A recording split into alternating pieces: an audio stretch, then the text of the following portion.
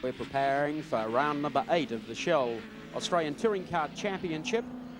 What a stellar lineup today at the Lakeside course. Let's have a look through for you. Mark Scaife on pole position in the Nissan GTR. Peter Brock in the Mobile Commodore from 2. Jim Richards in the Nissan from 3.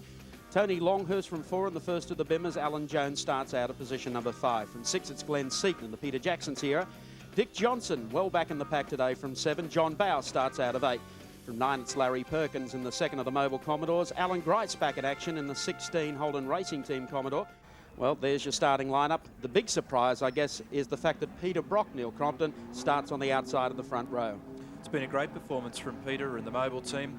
They've got some new Bridgestone tyres this weekend, and it'll be very, very interesting to see whether Brock can match the pace of the Nissans. He's actually a little upset or unhappy at the moment about the position of Mark Scaife's car, I think, judging by the body language. Well, yes, right on the line, not too far off the start of the penultimate round of the Shell Australian Touring Car Championship, the grand final, of course, at Sydney's Oran Park Raceway on the 11th of August. Green flag is up at the tail of the field. It's clear what Scaife get off the line.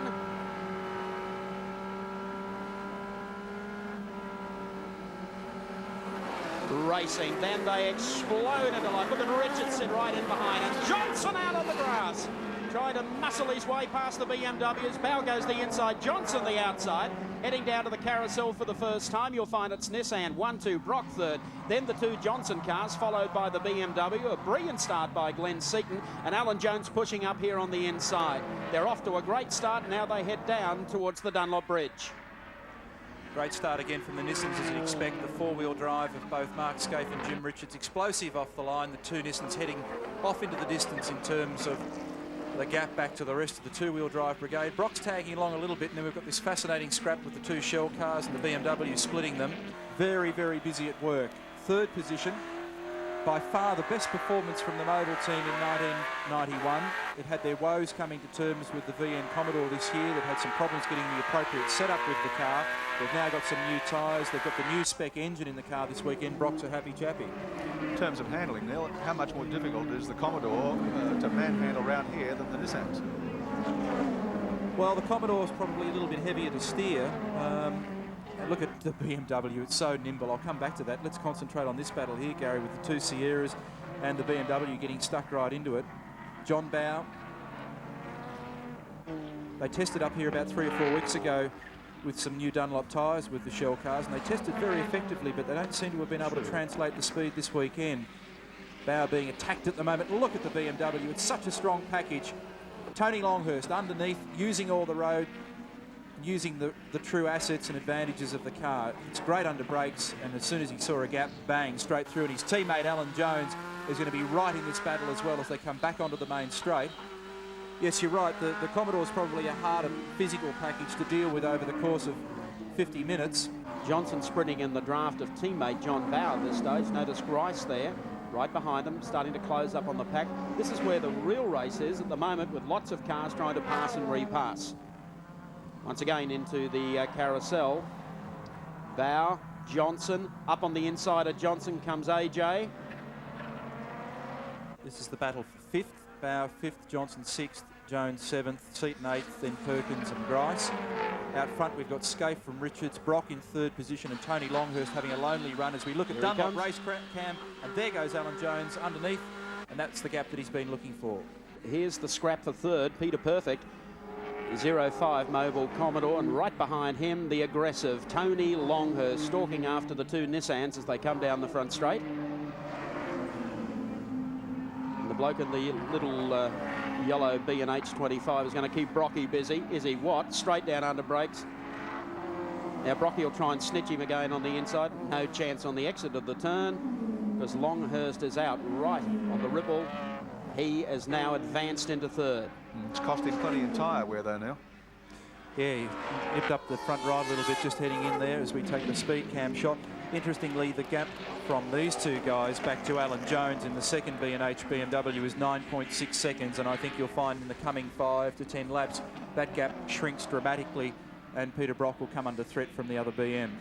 Cars 16 and 17, Alan Grice and Dick Johnson, they were battling for 7th and 8th positions, as Gary mentioned a few minutes ago, and they've got all out of shape and disappeared off into the carousel, and a lot of steam coming out from under the bonnet of the Johnson car. Let's take a look at a replay and see whether we can get an idea of what happened here. Oh, Grice making contact with the left rear of Johnson's car and enough to spin him around. Well, that just leaves John Bowe now to fly the shell flag in this battle, and haven't the cars evaporated out of that scrap now? They certainly have. Bowe trying to contain Glenn Seaton. The two of them have been together for, what, about the last 6 or 7 laps. Seaton was involved with challenging Johnson at the same time. So the title of the hot running Ford man. Oh, Bowie's gone. There she is, the full 360 right across the racetrack. They're able to miss Larry Perkins, who came through. And what's the gap back to Longhurst? 3.5 seconds on the last lap. I'll recheck it for you.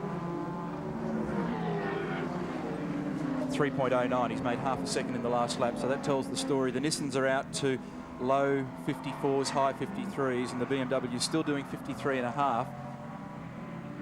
Well, but that might also not work in Tony Longhurst's favour at the end of the day, because he might literally run out of rubber, and it's not that cool. I know it's cool in various parts of Australia at the moment. We've got a 20-degree day here at Lakeside, and that'll be giving the tyres some hard work. Dick Johnson back into the pits, but I believe has put it behind the wall. Let's go down to our man in the pits, Mark Oslin. What's the latest, Mark? Mike, the story in the pits is we expected Johnson to come in for a stop for tyres. He just drove straight past his pit bay and put the car back in the garage. The reason was the radiator was damaged in that collision with Grice, so another DNF for the Johnson team. And the last time through, Scaife's lap was a 54.42, so they're actually losing more speed, where the BMW is maintaining its speed in the high 53s. Well, Jim Richards, ham in the sandwich here, has got a real dilemma on his hands. He really wants to get past his teammate, and Look at has this. to do so. There he goes, Richards straight through on the inside of Scaife and hangs him out to dry just a little. But then again, it's time for the attack of the 25 B&H. No problem with Scaife's car. Yep. He left a lot of room through Hungary Corner, which surprised me, and I thought at the time that was a little strange because there are no team orders between the two Nissan drivers, so Scaife with a problem. That would account for the reason why he suddenly lost the ground that he'd made on Richards early in the event. So it becomes a 2-horse race at the front of the pack, and Longhurst is on the charge. Let's go down to the pits and see what's happening here with Fred Gibson and the team. Mark Osler down there, what can you see? Well, Mark Scaife in some sort of tyre trouble. They're changing all 4 tyres. I was talking to Fred Gibson earlier in the day. They're running the same compound they ran here in round 4 in April, but the pace is up about half a second, so maybe this is just taking the toll on these tyres. Well, Well, a pretty quick stop just the same. Mark had a spin, which many people may have seen on 7 National News last night, and damaged the tyres. As many viewers would be aware, the touring car teams have to choose the 4 tyres that they want to both qualify on and race on, and it's 4 tyres that are marked, and then you're stuck with. Oh, look at Longhurst here. He's in position for a pounce, goes round the outside, an amazing manoeuvre from Longhurst, and he takes the lead of round 8. Fabulous bit of driving from Longhurst. Good, brave stuff around the outside. Crowd really appreciated that move from their local boy, Tony Longhurst. Richards to the pits, is it? Yes, Richards in. Run out of rubber. Unbelievable. And look, he's signalling to the pits. What's all that about? I'll be in next lap, probably. He was signalling that time for sure. And are they all playing pit stop games? And off goes one of the Shell Sierras yet again. And it's got to be John Bowe, because we know that Johnson's in the pits. That's the 2nd time round for John today. It's been a tough weekend for the Shell team. The car we spotted in the pits as Jim Richards went in was Peter Brock in 0.5. He's back out again in 9th place, and Jim Richards rejoined the race in 11th place. I've got Longhurst leading Jones by 11.6 seconds at last count, and then Mark Scaife in 3rd, followed by Jim Richards. In 5th place we have Glenn Seaton. Behind him in 6th it's Colin Bond. 7th is Peter Brock, and behind Brocky it's Alan Grice in car number 16. We go with Nissan Race Cam into the cockpit of Mark Scaife's GTR, and he's got some problem with the rev counter. The car sounds and looks all right, but maybe we'll have a look at his lap time next time through and see what's happening. got a throttle problem, so he's communicated to his pit. He's got it full on. I think that's the problem. Still putting in a quite... Yes, there's the wave from Mark, and Jim goes through. He's still putting in useful lap times given the state of the engine, and Richo just acknowledges Mark's courtesy. That'll be a bit of disappointment for Mark Scaife, who's really been the pace here all week.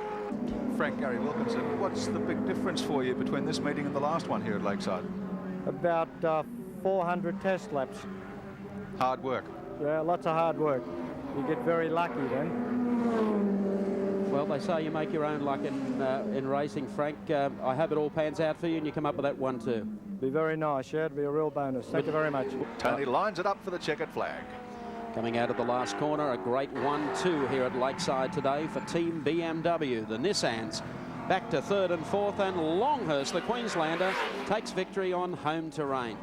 Second spot, of course, will go to Alan Jones, teammate in car number 20, the second of the Bimmers. Third goes to Jimmy Richards, fourth to Mark Scaife, and fifth to Glenn Seaton. Great performance from Tony Longhurst. A 1-2 for the team. You must be ecstatic. No, just over the moon, Neil. It's been a very big day for me in more ways than one. Tony, where to from here? Oran Park. Naturally, we're very happy with our result here, but we're going to work hard on the cars, and perhaps we can knock the Nissans off at Oran Park in 3 weeks' time. Well, the series is basically resolved. Jim Richards is champion for year 1991.